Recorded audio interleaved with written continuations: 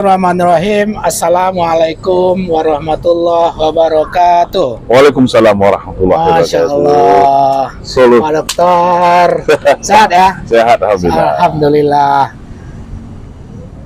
Kami majak Pak Dokter kini go mau talapo kopi dalam kondisi santai.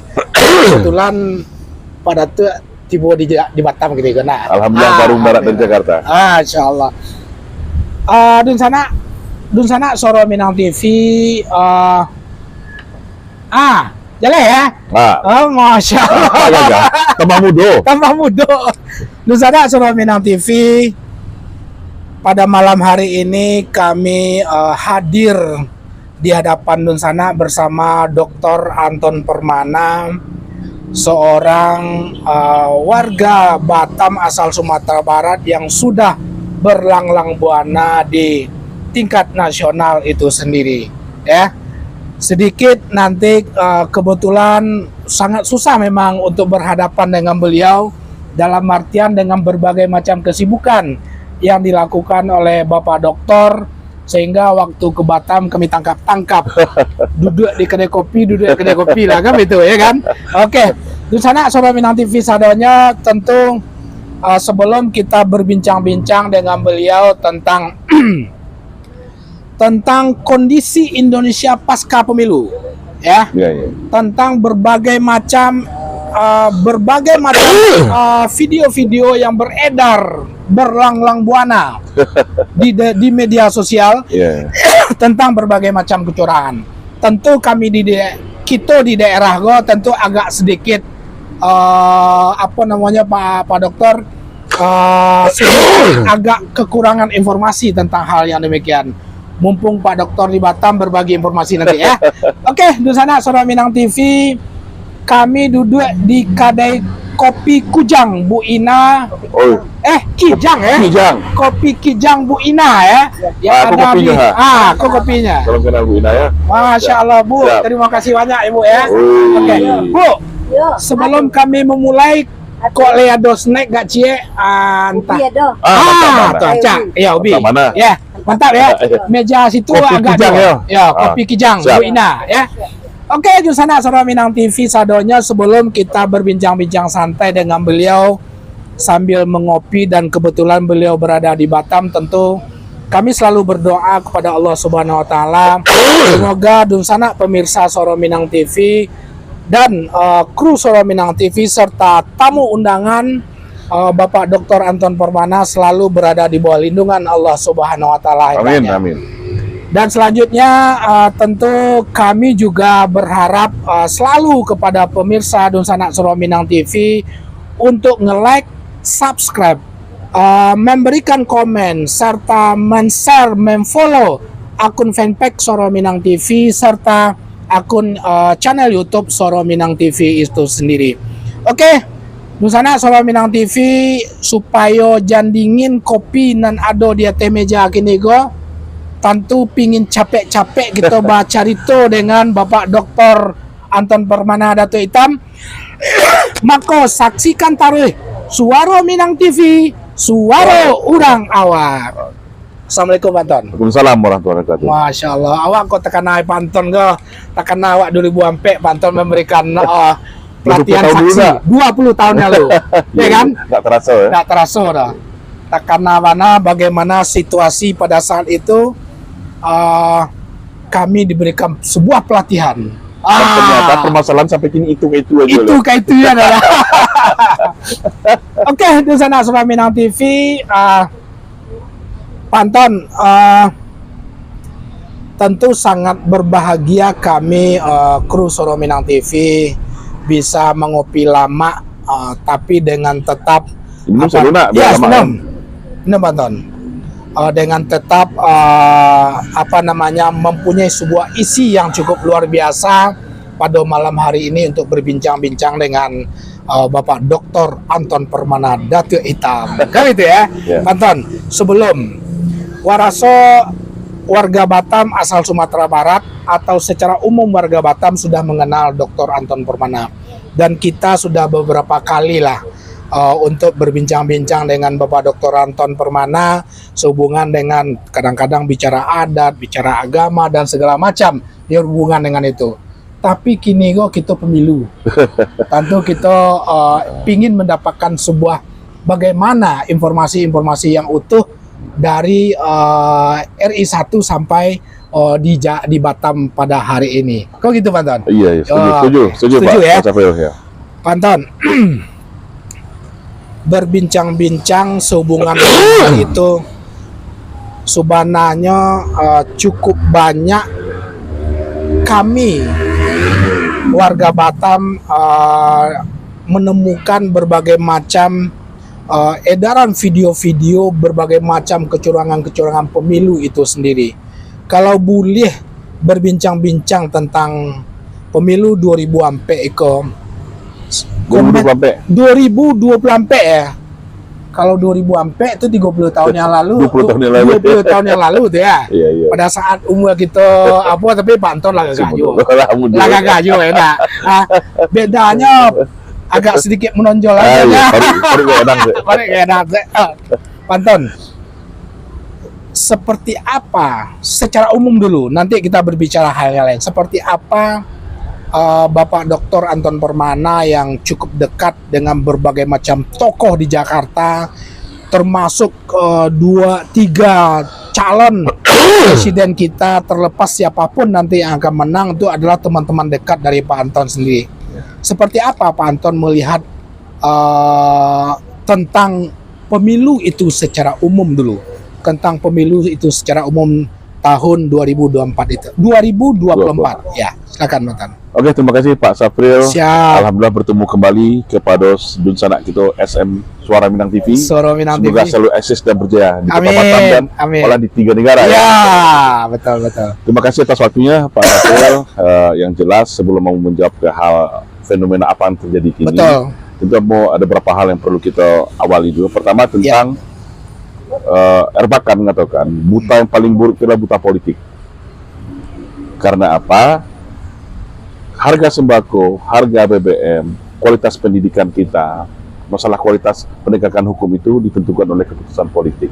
Apapun sektor kehidupan Sektor kebijakan itu kalau kita cara umum. dalam konsep bernegara, Ya. itu pasti ditentukan oleh keputusan politik. Makanya buta politik, kalau kita acuh terhadap politik, berarti kita siap akan menjadi korban politik sendiri. Ya, Itu pertama. Terus Ya. yang kedua, tentang hakikat pemilu. Betul.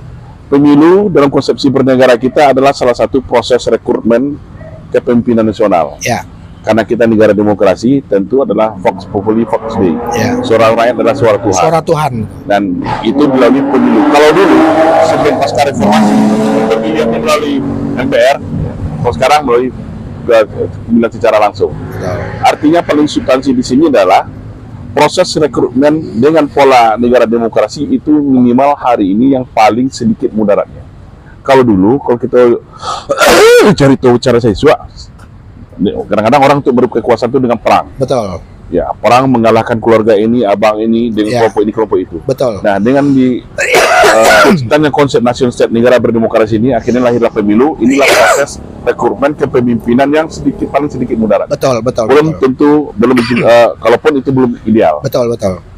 Terus yang ketiga, pemilu itu bukan hanya masalah kalah menang, Pak.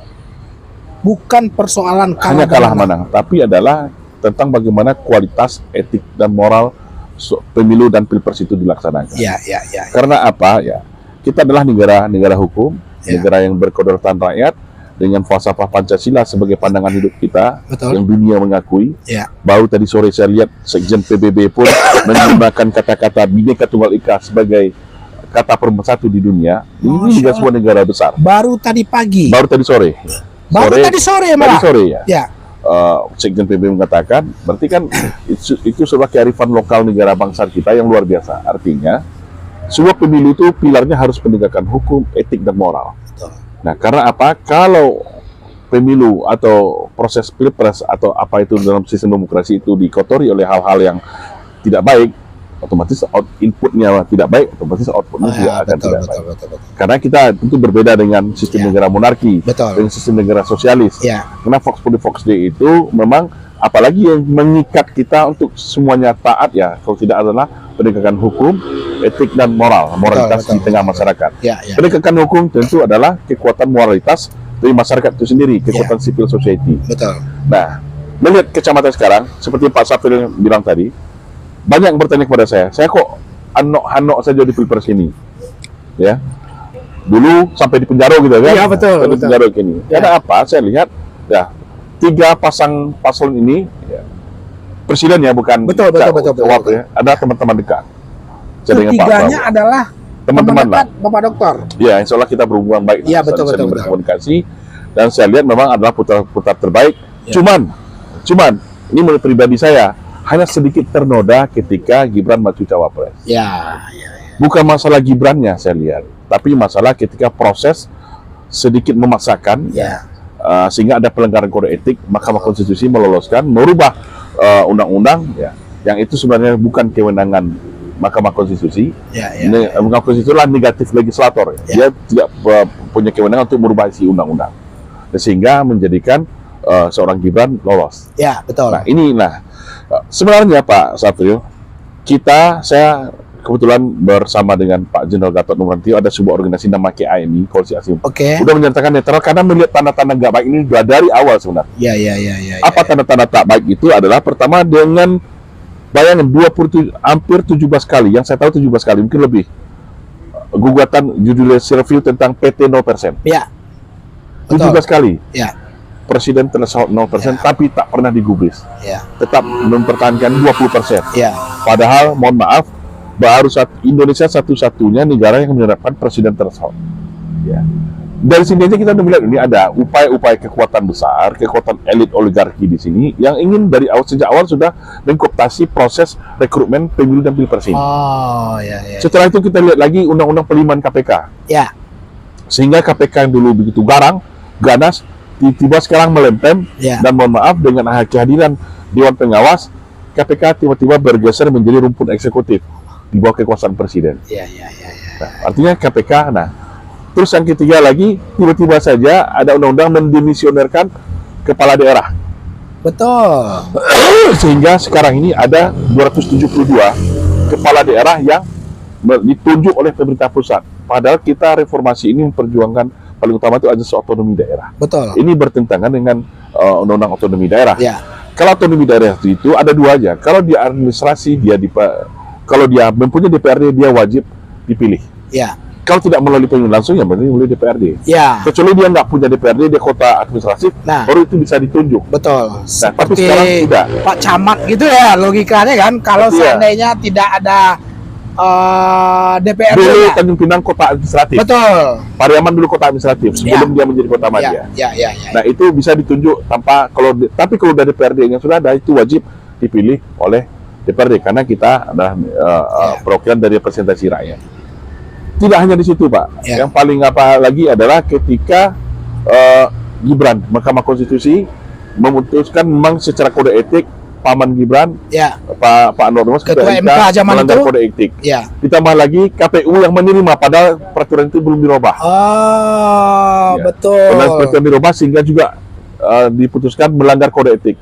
Nah, rangkaian proses ini sebenarnya sudah banyak sekali terjadi pelanggaran konstitusi hukum, dan yang paling menyakitkan juga adalah ketika seorang presiden yang seharusnya menjadi bapak dari seluruh komponen Betul. menyatakan cawe-cawe di Ya. pilpres. Ya. Nah, anaknya maju. Betul. Nah, sehingga isu politik dinasti kemudian bergaung, Betul. sehingga menyebabkan kontroversi dan ributlah seluruh akademisi Ya. yang biasanya diam akhirnya turun ke jalan. Betul. Nah, rangkaian proses ini yang saya lihat menyatakan kalau gitu kita bagus sebagai pengamat dulu. Ini ada tanda-tanda nggak baik nih. Ya. Tapi kita masih beranggapan baik, berprasangka baik. Mudah-mudahan di tengah jalan ada perbaikan-perbaikan sehingga Betul. proses pilpres ini Ya. adalah pesta demokrasi bisa berjalan dengan baik. Betul. Ternyata kembali dicederai oleh praktik-praktik yang sangat brutal. Ya, saya biasa mohon maaf, saya dekat dengan semua, tapi ini adalah tentang nilai-nilai kebenaran, saya nggak bisa diam. Saya dengan Bang EF semua juga kita saling berkoordinasi. Ya. Ini nggak bisa mungkin kita. Tak pernah proses pemilu pilpres kita sebrutal ini pasca reformasi. Tak pernah sebrutal. Kalau di Jawa, Pak, Ya. Jawa itu orang sebar amplop, sebar sembako dengan uang itu udah macam pasar. Betul. Subuh-subuh pagi itu. Ya. Dan itu nggak ada seperti loss gitu aja gitu. seakan-akan kalau bahasa kampungannya pejamato so enak. Punya mata. Belum lagi pengkondisian aparatur desa, Betul. ya, desa diwajibkan, belum lagi dengan PJ. Nah, ternyata itu berhubungan. Ya. Pak Safri pernah kan sudah nonton nggak film Dirty Fort? Oh ya, pernah. Nah, Dirty Yang Fort baru hampir keluar beberapa sedikit hampir sama dengan narasi yang saya bikin mengurai peta jalan politik dinasti Jokowi. ya. Saya ada bikin narasi dan lebih disempurnakan di film Dirty Fort itu. Artinya, kalau kita lebihkan simpulkan, kalau kita berbicara kecurangan, Pak, kecurangan itu ada dua. Ada kecurangan kualitatif, Ya, ada kecurangan kuantitatif, betul. dan kecurangan itu ada di 3 fase. Bisa di awal pencoblosan, di masa pencoblosan, dan setelah pencoblosan. Nah, dulu kan kita 20 tahun kita udah bahas ini, tapi Ya. ternyata ini terjadi lagi. Betul. Nah, saya lihat ini semuanya terconnecting, semuanya terhubung, dan sekarang semuanya buka-bukaan. Termasuk yang paling parah itu adalah ketika Sirekap. Ya. Nanti kita bahas masalah quick count, ini Betul. masalah Sirekap dulu. Ya.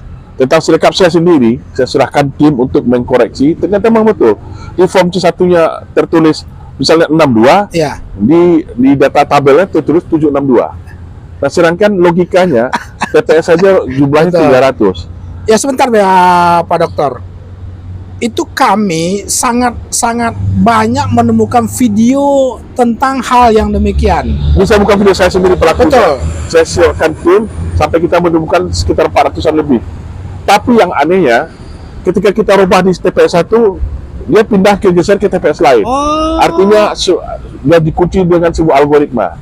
Harusnya yang mulai beredar sekarang itu algoritma yang pengunci itu adalah jika lebih dari 300 nol. No, kalau ini tidak, Error. dia geser ke TPS lain. Ini saya sendiri yang melaksanakan. Kita punya datanya akurat. Tidak hanya sampai di situ, ketika kita rubah, ketika tenggelam dia berubah lagi. Nah, itu masih rekap. Nah, sekarang yang menjadi puncak kontroversial itu adalah ketika pengumuman quick count. Ya. Pengumuman quick count ini kalau tidak diikuti oleh selebrasi kemenangan di Istora Senayan oleh salah satu paslon, mungkin kita tahu siapa paslonnya, mungkin tidak akan seribut ini, Pak. Betul. Ya. Kita tahu quick count itu memang secara saintifik, secara akademis itu memang diakui secara metode ilmiah. Betul. Tapi bedanya adalah, terus saya jelaskan di sini apa itu sejarah quick count dulu sedikit. Quick count di dunia ini pertama digunakan dalam proses politik dan pilpres itu adalah ketika pemilu di Filipina. Nah, ketika itu masa Marcos yang begitu kuat dan otoriter, Ya. ya. Nah, Corazon Aquino didukung oleh aktivis cendekiawan, aktivis akademisi melakukan quick count untuk mengantisipasi kecurangan. Biar dia tahu, oh dia menang atau kalah, dia mendeteksinya dari awal Ya. untuk mencegah kecurangan. Kalau quick count di Filipina. Tapi Saat kalau itu. kita lebih ke dekat membangun opini. Karena apa? Ya karena apa ya? Ada dasarnya. Ya. Ada dasarnya. Quick count, lembaga survei itu semuanya kayak main oma kata orang. Ya, ini kayak apa ya? Padahal quick count ini kan prediktif.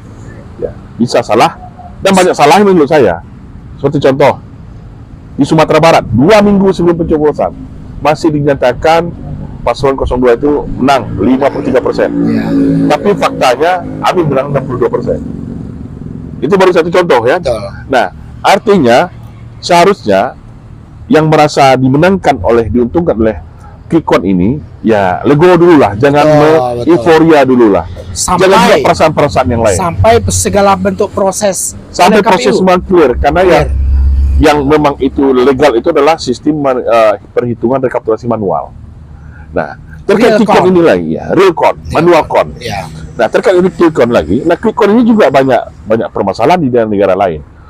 Presiden Turki Erdogan ya pernah dikalahkan di quick count, tapi di real count dia menang. Di real count menang dia. Ya. Begitu juga Presiden Mursi. Ya. Nah, seharusnya dengan berbagai pelajaran sejarah ini dan fakta-fakta terjadi, kita jangan terlalu euforia. Silakan. Terlalu kau goreng ubi lemak mana? Nanti bola gue yang ubi. Ubi. Iya. Lemak Mona nih. Sampai semua lemak Mona ya. Makasih banyak. Makasih ini. banyak. Kopi Kijang. Ya. Kiban Mas luar biasa. Jadi artinya itu aja bagi saya masalahnya di situ aja. Ketika quick count langsung diselebrasi itu seolah final kemenangan. Seolah-olah udah final. Tentu Menggiring opini. ini menggoyak rasa-rasa kebersamaan persaudaraan kita. Nah, seharusnya KPU di sini saya lihat kok buat apa quick count kita real count udah bisa kok seharusnya. Nah, rangkaian inilah yang menurut saya akhirnya sekarang terakumulasi menjadi akhirnya turun demo. Betul. Para ratusan Purnawirawan Jenderal turun tangan. Iya. Ada lagi petisi Brawijaya masing-masing kandidat Betul. yang tidak terima. Ini bukan masalah kalah menang lagi. Ini masalah kualitas moral, kualitas demokrasi kita yang sangat-sangat brutal diwarnai saat ini, paling brutal setelah pasca reformasi diwarnai oleh kecurangan-kecurangan. Bukan kecurangan lagi, tapi kejahatan. Ya, oke. Dun sana suruh minat TV jo kalau yang mangecek jo panton go Aduh, nampaknya ketek wah di buahnya. Kalau ndak kita stop dengan memegang tangan mungkin ndak berhenti dah. Kok tumbuh di kampung kok istilahnya bambu telingo telur. Tapi alhamdulillah silakan dinikmati apa namanya? Tongkang. Nah, gue lebih tongkang lah. Ya, tongkang versi kopi Kijang Bu Ina di Tiada Tiban Mas. Oke, Panton. Artinya adalah sebelum ini saya juga pernah dengar videonya Pak Gatot yang notabene dari ketua gerakan apa nama kami ya, gerakan kami itu sendiri. Beliau menyatakan bahwasanya dalam pemilu 2024 beliau bersikap netral. Dan bahkan pada saat itu beliau juga menyampaikan jika ada orang kami yang ikut terlibat, silakan keluar dari kami. Begitulah secara prinsip pada saat itu sebelum pemilu. Bukan keluar, mengundurkan diri ya. Secara otomatis. Oke. Nah, tapi tadi berbagai macam rancangan terjadi itu yang Pak Anton terangkan dari nomor 1 sampai nomor sekian tadi itu memunculkan kami Pak Gatot, Pak Dr. Anton Permana dan segala bentuk tokoh yang banyak di belakang beliau tadi itu untuk tidak tidak mau lepas terhadap pemilu 2024 itu. Nah, secara real, Pak Anton kan baru dari Jakarta ini. Sebenarnya seperti apa gambaran kecurangan itu? Walaupun tadi Pak Anton sudah membicarakan secara umum berbagai macam analisis sehubungan dengan hal tersebut. Tapi secara real, sebenarnya seperti apa di Jakarta dalam tanda petik atau di Jawa? Kebetulan Pak Anton memang di situ supaya di sana Saudara Minang TV yang kami di Batam ini di daerah secara umum betul-betul mendapat sebuah informasi yang utuh terhadap yang disebut dengan pelanggaran itu sendiri gitu. Jadi gini, kita harus paham dulu apa itu kecurangan TSM tadi.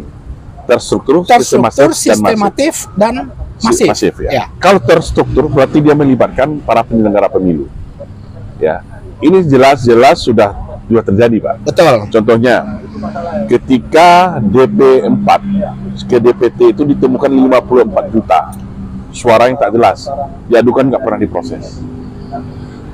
Dan belum lagi di Madura, di banyak daerah yang tidak mendapatkan form undangan. Betul. Nama nggak ada. Ini berarti sudah terlibat. Kadang malah dicoblos satu kampung.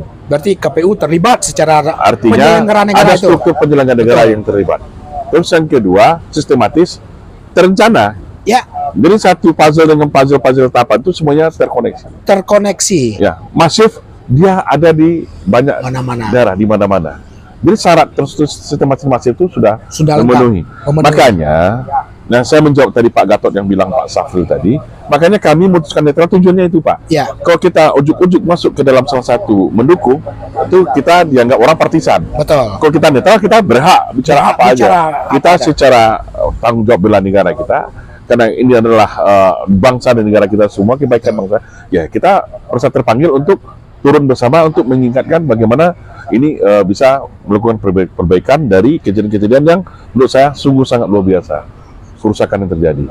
Nah, makanya saya bilang definisi tadi, kecurangan itu tidak hanya TSM, tapi antara kualitatif dan kuantitatif tadi, Pak. Betul. Oh, yang tadi, ya. Betul. Nah, kualitatif tadi, bayangin 560 triliun dana bansos dikucurkan hanya dalam 2 tahun.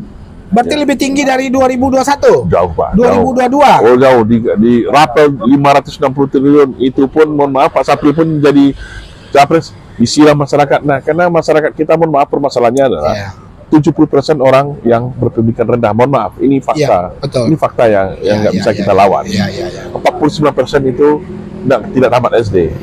Nah ini faktanya Pak. Jadi masyarakat itu dia sangat awam, sangat pragmatis.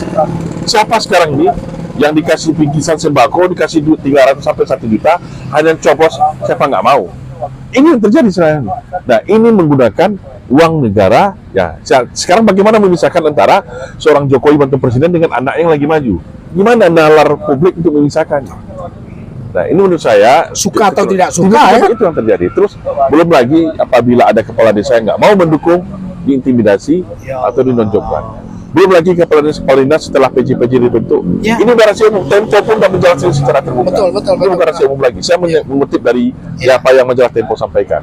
Nah ini kan sudah parah kali. Betul. Ini saya, kalau di video di handphone saya ini sangat banyak. Itu bagaimana sembako uang bertebaran Pak. Dengan foto salah satu paslon. Udah satu ada tulisan Banpres, satu lagi ada satu paslon. Nggak ada lagi Pak. Ini sudah terbuka semuanya. Nah ini yang sangat mengoyak rasa suasana kebatinan kita. Demokrasi yang kita berdarah-darah mahasiswa 98 dulu wujudkan, sekarang kok kembali lagi ke titik yang justru lebih buruk daripada zaman Pak Harto Orde Baru dulu. Pak Harto masih adalah etik moral yang mereka jalankan. Kok sekarang udah nggak ada lagi. Seperti itu Pak Sabri. Usana Soro Minang TV memang situasi pasca pemilu yang terjadi di Indonesia secara umum terlalu banyak berseliweran di media sosial, berbagai macam video-video yang dilakukan oleh masyarakat itu sendiri sehubungan dengan pelaksanaan pemilu itu sendiri. Nah, Nusana ambo bacelik-calik lu, ambo lu sempat nak disapu sana awal. Lagi tahu awak kau di kopi Minang, di kopi Kijang. Kopi Kijang. Ya Minang pokoknya tukar dek Bu Ina beko kopi Minang beko. Ya. Sana Soro Minang TV, ambo sebelum melanjutkan diskusi santai dengan Bapak Dr. Anton Permana Dato' Hitam, kami akan mencoba balik untuk melihat segala bentuk komentar yang berhubungan dengan diskusi-diskusi santai kita pada malam hari ini. Yang pertama, Bapak Fauzi. Terima kasih Pak Fauzi. Mantap Soro Minang TV. Nggak Pak Dokter ini mantap lah. Soro Minang TV mantap. Lanjut. Bapak Donald bin Rajab, sangat menarik. Informasinya Pak Donald bin Rajab kurang KPU kok. KPPS. KPPS kan KPU tuh lah. Iya. Ya, betul. Pejabat KPPS. Pejabat gaji terbesar gini lah. Pejabat KPPS. Lanjut. Bapak Fred Azwar Johar, semenjak pemilu 2014, pemilu selalu bermasalah. Sebagai penyelenggara, kredibilitas KPU patut dipertanyakan. Pemilu 2024 ini lebih parah. Bukan hanya penyelenggara, malah pemerintah ikut serta. Bersikap ketidaknetralannya, termasuk lembaga-lembaga hukum. Betul ya? Ya, mungkin masyarakat sendiri pun melihat. Betul. Udah rahasia umum lagi Pak. Kita buka aja. Betul. Buka aja. Bapak Ilyas. Kecek Pak Ilyas ke Pak Fauzi. Sehat selalu, udah Anton Permana. Amin ya rabbal alamin. Di mana kecek Pak Ilyas berikutnya, di mana lokasi Koma House? Astagfirullah. Di Tiban Mas, pas tanjakan ya. Lewat lampu merah sedikit ada tanjakan. Nanti kita langsung belok kiri di puncak tanjakan itu. Lanjut Bapak Fred John Har. Tiban Mas Pak Ilyas. Udah dijawab oleh Pak Fred tentang diskusi kita dengan Bapak Dr. Anton Permana. Pak Anton, jadi anggaplah tadi kita sudah berbicara, tidak lagi berbicara tentang menang dan kalah. Artinya adalah yang kita bicarakan adalah kualitas daripada demokrasi itu sendiri. Etika, moral, hukum. Secara prinsip itu yang banyak disuarakan oleh orang sekarang. Bahwasanya etika, moral, dan hukum tadi itu adalah merupakan sebenarnya sebuah kata yang cukup penting dalam kualitas demokrasi itu sendiri. Panton, kalau kita melihat pemilu 2024, jika berbagai macam video dalam debat-debat berbagai macam tokoh dengan para pemegang quick count, para konsultan tadi, kok umpama dalam tanda petik 01 atau 03 menang, diprotes enggak? Quick count tadi, menurut Pak bagaimana? Ini diskusinya kecil sih hal yang demikian, cara mereka untuk menutupin segala bentuk kelemahan dan segala macam. Ya, sebenarnya Pak Sapir, protes-protes itu biasa. Betul. Penting dasar argumentasinya yang penting. Betul. Nah, sekarang ini kan kita lihat proses yang terjadi dalam penyelenggaraan Pilpres dan Pemilu kita ini kan memang sudah sangat tak layak lagi menurut saya. Jadi wajar, kalau saya sih wajar. Ada berapa langkah yang barusan, ada berapa orang jenderal nelpon saya. Mas, apa kira-kira usulannya? Usulan saya sederhana aja. Hentikan perhitungan. Bentuk tim investigasi. Pertama, tolak dulu hasil Pilpres Pemilu ini karena memang sudah tak layak lagi. Bentuk tim investigasi. Nanti tim investigasi ini akan menentukan, memberikan rekomendasi apakah itu Pilpres ulang, Pemilu ulang atau apa. Belum tim investigasi. Tapi tim investigasi yang memang yang betul-betul apa ya? Betul ya. Karena udah dari seluruh ini, Pak. Kalau ini juga dipaksakan, yang kasihan juga adalah paslon yang jadi menjabat juga. Dia akan tidak mendapatkan legitimasi dari masyarakat. Betul. Legitimasi akan tertanam dalam memori masyarakat, ini adalah pemilu Pilpres curang. Kalau udah itu tertanam di masyarakat, tentu akan sering kegaduhan akan muncul, terjadi pembangkangan ke depan. Karena tidak ada dalam pemerintahan demokrasi, Pak, kalau sudah legitimasi itu hilang dari masyarakat, selesai. Menjadi negara kita? Tentu negara kita akan rentan dengan kerusuhan, kegaduhan. Sekuat-kuatnya aparat TNI kalau udah rakyat yang bergerak, rakyat yang udah memberontak, melakukan perlawanan, ya sampai mana, Pak? Nah, ini kan akhirnya kita mundur ke belakang. Untuk itulah makanya saya himbau para pemimpin elit negeri ini, toh ini adalah negara kita yang udah kita bangun ini udah 79 tahun, Pak, nggak mungkin kita mundur lagi ke belakang. Nah, menurut saya perbaiki, lakukan investigasi, lakukan secara transparan ya. Nah, ini Sirekap ini yang parah kali, Pak. Betul. Itu udah kasat mata kali. Betul. Dan kalau dikatakan itu bukan jadi dasar, ya kenapa itu diadakan Sirekap? Kan opini masyarakat sudah terbentuk. Kalau opini masyarakat ini sudah gaduh, mohon maaf, Kikon pun udah bisa, mereka pun udah bisa kita tuntut dengan pidana pasal 15 atau peraturan pidana nomor 1/1996 yang juga dikenakan kepada saya menyebarkan berita bohong. Ya kan? Nah, sekarang pertanyaan saya tentang Kikon. Pernah nggak Kikon itu menyatakan siapa sponsornya? Betul, tidak pernah. Dananya dari mana? Betul, pernah nggak dia transparan C1 di mana TPS-nya? Betul. Berani dia nggak buka-bukaan saat ini? Ya kan? Kan nggak, ternyata nggak kita temukan itu. Nah, tapi sebentar, tapi memang ada juga sebagian kelompok masyarakat berpendapat bahwasanya quick count itu oleh lembaga-lembaga yang kredibilitas macam-macam, bahkan secara internasional dan segala macam, kan gitu. Nanti ujung-ujungnya adalah yang akan dilakukan penuntutan paling kan selisih suara. Sementara quick count sangat tinggi perbedaannya itu. Itu seperti apa menurut Pak Anton? Nah, ini kan tergantung mazhab aja, mazhab hukum aja. Maka orang kalau selisih hanya angka, maka saya kalau secara hukum, Pak, secara hukum, kalau saya menganut paham yang berbeda dengan mazhab angka tadi. Betul. Makanya saya membaginya kecurangan itu ada kualitatif, betul. Kalau hanya angka, misalnya seorang kepala desa memanfaatkan kepala dinasnya, guru-guru kepala sekolahnya untuk menggunakan fasilitas kekuasaannya untuk mengerap suara, apakah itu tidak kecurangan? Tapi itu nggak bisa dibuktikan, ya kan? Maka saya bilang tidak hanya cukup dengan masalah angka-angka saja. Nah, tetap juga harus ada kecurangan kualitatif, dan itu pun di PKPU sebenarnya sudah diakomodir. Sudah diakomodir ya? Diakomodir, bahwasanya apabila menggunakan itu pidana. Nah, cuman kan kalau dia lu lagi yang sekolah semuanya yang mengkoordinir gimana gitu. Permasalahannya kan di situ saat ini. Betul. Panitia juga ikut bermain. Ini masalah. Wasit juga ikut bermain. Luar biasa. Ini yang masalah. Ya, Ini masalahnya kita di situ. Akhirnya yang terjadi ya ini kegaduhan, hasilnya masyarakat turun. Ya kita lihat nih sampai mana siapa yang kuat. Siapa yang kuat, mana yang kuat, masyarakat atau pemerintah yang tetap ingin mempertahankan Pilpres 1 putaran. Kalau 2 putaran sudah selesai, akan terjadi keributan semacam ini. Kalau prediksi kita juga punya lembaga survei, Pak. Ya. Itu 2 putaran. 2 putaran adalah 1 dengan 2 selesai, 1 dengan 2 selesai. Di Juni kita adu lagi kan. Ini kenapa harus memaksakan 1 putaran?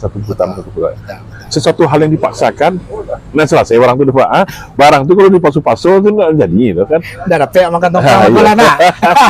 Kalau di kampung namanya makan tongkang, ubi ya kan? Nah, Nusana Sodo Minang TV memang situasi kalau kita mencari situasi pasca pemilu 14 Februari ya. 14 Februari 2024 itu berbagai macam informasi-informasi yang beredar begitu banyak di media sosial baik itu video yang dilakukan oleh masyarakat ataupun berbagai macam komentar-komentar dari para tokoh itu sendiri. Nah, Pak Anton, sebelum ke pertanyaan-pertanyaan berikut, mungkin tidak ada salahnya minumlah kopi seketek kan. Kopi kopi Kijang Ibu Ina di daerah Tiban Mas, ambo minum putih aja loh. Putih loh, ayo. Ya. Agak batuk-batuk tadi, bang ngecek itu. Agak mendamam saya. Bismillahirrahmanirrahim. Menindaklanjuti saran terakhir Pak Anton tadi, dimungkinkah itu terjadi nanti? Barusan mau dapat informasi istana lagi merapatkan itu. Berkatan itu kan ini ada satu, mungkin ini ya, mohon maaf ya, dalam ilmu kriminologi itu tidak ada kejahatan itu tidak meninggalkan bekas. Tidak ada kejahatan itu yang sempurna ya. Jadi ketika sirekap itu dibuat, ya kita udah tahu mungkin operatornya bukan orang Indonesia ya, karena apa? Mungkin nggak tahu TPS itu jumlah 300 kan.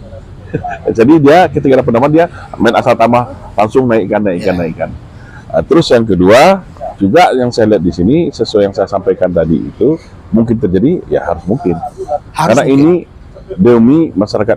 Jadi kita kemarahan masyarakat itu sudah luar biasa. Ya, sangat tidak pernah semacam Pak Hamdan Zulfa juga turun walaupun dia memang juga ketua dan pakar di salah satu paslon ya. Pak Jenderal Fahru Rozi juga turun, betul. Yang padahal juga dia sebelumnya di sebelah. Betul. Dari petisi PDIP Brawijaya juga turun. Ya. Kampus-kampus ada lebih 60 kampus menyatakan ketidakpercayaan terhadap pemilu ini. Ya kalau sudah rakyat sudah tahu semua, ya jangan lagi lah pemerintah hari ini memaksakan kehendak. Ya kita main fair aja. Kalau memang itu ditemu kecurangan, apa salah bikin tim investigasi? Nah, forensik IT KPU kenapa bisa seperti itu? Ya. Nah, siapa pelakunya harus diapain? Nah, kalau seandainya juga dilanjutkan, ya ganti seluruh struktur KPU yang ada. Kalau masih ini juga yang diadakan, orang sudah melanggarkan kode etik masih juga dipaksakan. Masa orang yang sudah melanggar kode etik dia masih juga hasil yang dihasilkan juga masih dianggap baik? Ya, itu tidak. betul. Nah, menurut saya di sini pada kesempatan ini saya sampaikan tidak ada sebaik pemilu ulang, pilpres ulang, supaya paslon ke depan pun yang menang memang mendapatkan legitimasi dari masyarakat. Ya, dan ini akan kondusif dan kita menjaga harmonisasi. Janganlah memaksakan kehendak pada negara sebesar Indonesia ini. Bahaya nanti. Kasihan kita masyarakat kita yang berbenturan di bawah. Gara-gara hampir hanya 300 juta ya. 280 juta sekarang 280 juta penduduk sekarang. Jangan korbankan nasib bangsa di depan hanya karena ambisi satu kelompok keluarga saja. Itu aja, Pak. Nusana Sobat Minang TV sangat terang benderang sebenarnya seperti yang dikatakan oleh Bapak Dr. Anton Permana dalam kopi-kopi santai kita pada malam hari ini, yang kebetulan beliau lagi sedang di Batam. Ya kan? nyetangkok di SMTV bercerita-cerita tentang berbagai macam situasi pasca pemilihan 14 Februari tahun 2024 sehubungan dengan berbagai macam tersebut, termasuk video-video beliau, video-video Bapak Dr. Anton Permana sehubungan dengan tanggapan sehubungan dengan pemilu, kecurangan pemilu di tahun 2024. Oke, Dunsana Soro Minang TV, Ambo yang di apa Pak Kem, oi Pudes, assalamualaikum, tua, maaf ya ndak bisa hadir. Yo Udes, Nggak rame kalau nggak ada Budes. Ya. La panjang engong pada tuh tadi mencari Budes ndak ya nampak doang. Panjang ligianya ya. Ya, panjang ligianya kan gitu ya kan. Ini suananya entah takut entah nak mau datang gitu. Nggak ada takut gini Pak. Kini orang-orang yang berhubungan itu udah terbuka dengan sangat lebar ya. Saya terbuka. Bahkan beberapa tokoh Pak Akbar Faisal pun ngomong udah selesai lah Indonesia ini. KPU, Panwaslu dan segala macam itu nggak dole deh ya. Iya. Udah terang benderang terang. Ini bukan masalah kalah dan menang lagi. Bukan persoalan kalah dan menang lagi. Sudah kualitas moralitas bangsa kita. Kualitas moral, bangsa moralitas kita. Tentang bangsa kita. Komentar sebelum kita menutup diskusi kita pada malam mereka, ada enggak sesuatu yang pingin Pak Anton sampaikan sehubungan dengan cerita-cerita kita tadi itu? Ya, terima kasih Pak Sapri. Paling yang perlu kamu sampaikan lagi, seperti yang kita di pembukaan, ya. Hakikat pemilu itu adalah proses kita mencari pemimpin, pemimpin yang baik, yang mana memang itu lahir dari rahim masyarakat. Fox Day ya, kalau itu rahim dari masyarakat, otomatis itu dia akan memikirkan masyarakat. Terus yang kedua, ini bukan masalah kalah menang lagi Pak. Ya. Ini masalah kualitas moral, yang tentu kita berharap siapapun yang menang, asal itu jujur dan transparan, kita pasti akan terima. Nah, kalau itu juga dipaksakan dengan berbagai kecurangan, akhirnya yang rugi juga adalah para paslon itu sendiri. Ketika menjabat, dia tidak akan mendapatkan legitimasi dari masyarakat. Nah, selagi masih belum terlambat, masih terlambat menurut saya nih Pak. Betul. Masih terlambat, masih penetapan ya. Kita, saran saya, adakan tim investigasi, ya. Audit itu forensik KPU, ya. Membawa seluruh semuanya ya. Kalau perlu DPR RI bikin pansus, ya. Selidiki para penyelenggara ini. Kalau salah itu katakan salah, benar katakan salah, baru kita putuskan apakah pilpres ini dilanjut atau diulang. Diulang lagi. Buat apa kita memaksakan sesuatu yang sudah bobrok seperti ini? Ya. Nah, kalau apa salahnya kita ulang, tapi itulah untuk demi kebaikan kita bersama. Karena negara dan bangsa kita ini didirikan dari para korban para syuhada nenek moyang kita dulu Pak. Betul. Bukan hanya satu kelompok saja Pak. Tiba-tiba seolah negara ini hanya dikendalikan hanya untuk ambisi satu kelompok keluarga saja. Nah, itu pesan saya, bagaimana mari kita menanamkan kesadaran kolektivitas kita, kesadaran seluruh masyarakat Indonesia. Bangsa ini adalah tanah air kita, tanah rumah kita bersama. Apa yang kita lakukan hari ini, itulah akan menjadi terbaik untuk anak cucu kita ke depan. Salah kita mengambil kebijakan saat ini, lemah kita melawan kemungkaran pada hari ini, makanya akan mendapatkan yang merasakan dampak nanti adalah para anak cucu kita di kemudian hari. Tidak akan mungkin sebuah pemerintahan yang didapatkan dari cara curang, dia tidak akan curang dalam melaksanakan pemerintahannya. Itu aja pesan dari saya Pak Sapri. Insyaallah. Oke, Dunsana Soro Minang TV, sangat luar biasa diskusi singkat Otalapo Kopi kita bersama Bapak Dr. Anton Permana, Datuk Hitam, seorang warga Batam yang sudah berskala nasional, sudah memberikan sebuah pendapat cerita kita tentang sehubungan dengan pemilu tahun 2024 ini. Suka atau tidak suka, dari tadi memang kita tidak membicarakan paslon-paslon tertentu. Kita hanya berbicara masalah kualitas dan moralitas kebangsaan kita sehubungan dengan pesta demokrasi yang akan kita lakukan. Persoalan kepemimpinan yang mau kita pilih adalah mau 01, 02, 03, siapapun yang menang itu adalah bukan menjadi sebuah persoalan. Mereka adalah putra-putri terbaik bangsa kita juga. Mereka adalah putra-putra terbaik bangsa kita juga. Dan tetapi harus dihasilkan dari sebuah proses yang jurdil dan transparan. jurdil dan transparan itu sih, dan dapat legitimasi dari Masyarakat, seluruh rakyat komponen masyarakat Indonesia. Oke, di sana Surah Minang TV sadonya mungkin tidak terlalu banyak kita bercerita karena memang biasanya agak banyak kita bicara profil dan segala macam. Siapa pula yang akan kita sampaikan pada malam hari ini, Bapak Dr. Anton Permana, yang tidak kenal dengan beliau. Jadi kita tidak perlu membahas hal-hal tentang masalah profil pribadi beliau, tapi berbagai macam situasi yang pada saat ini, dan beliau sudah katakan saran beliau kapan perlu pemilihan umum itu sendiri khusus untuk Pilpres dilaksanakan ulang Setelah melalui tim investigasi yang dibentuk oleh negara yang betul-betul transparan dan mandiri. itu sih. Oke, Nusana Surah Minang TV, terima kasih banyak atas perhatiannya pada malam hari ke. Tidak begitu lama kita berbincang-bincang dengan beliau. Beko lama-lama salah-salah mengecek, kanyakan dia beko rasanya tentu akan menghasilkan sesuatu yang tidak bagus juga hasilnya. Maka pada saat ini kami ucapkan Assalamualaikum warahmatullahi wabarakatuh. Suara Minang TV, suara urang awak. Oke.